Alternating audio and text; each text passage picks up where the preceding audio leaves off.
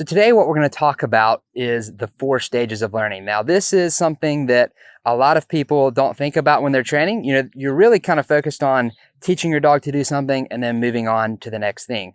But if you just do that and you don't focus on these 4 different stages of learning, you're probably missing some very important parts of the training. For example, the 4 stages of learning start with acquisition, and that's where your dog acquires the behavior. That's where they start to get the hang of something that you're working on. So it's basically when they're brand new to something. If you're teaching your dog to heel, or if you're teaching your dog to sit for the first time, that is acquisition.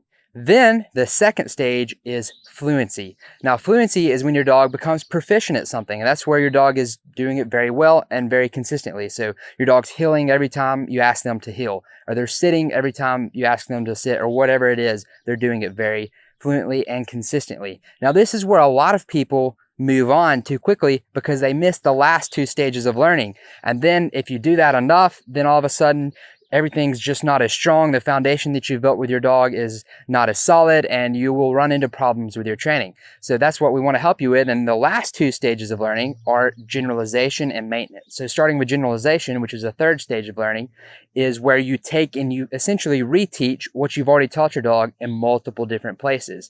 This is very, very important because dogs learn through association, and they're very good at distinction, but they're not very good at generalization. Now, distinction is noticing very subtle movements, even the way you hold your hand a certain way, versus generalization is taking and applying that concept into multiple different places. So if you want your dog to be good at something, you do need to practice generalization. And a good rule of thumb is to teach your dog the skills that you've taught them in 3 to 5 different locations.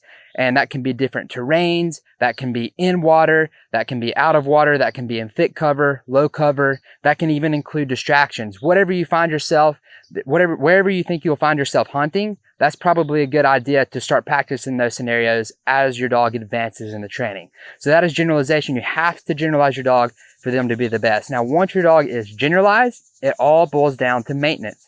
And that's where you keep the skills sharp.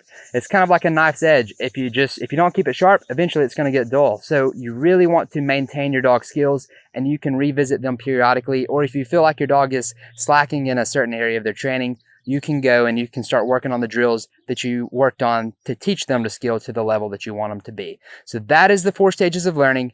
Keep them in mind as you're training, in everything that you teach your dog. Aim to get it into the 4th stage of learning and then maintain it. If you do that, your dog's going to perform in any area that you go. No matter where you go, you can go to a new place, you can go hunting to a place you've never been before, and your dog's going to understand because you've taught them, hey, you have to perform in every environment, and you've even maintained their behaviors. So that is the 4 stages of learning.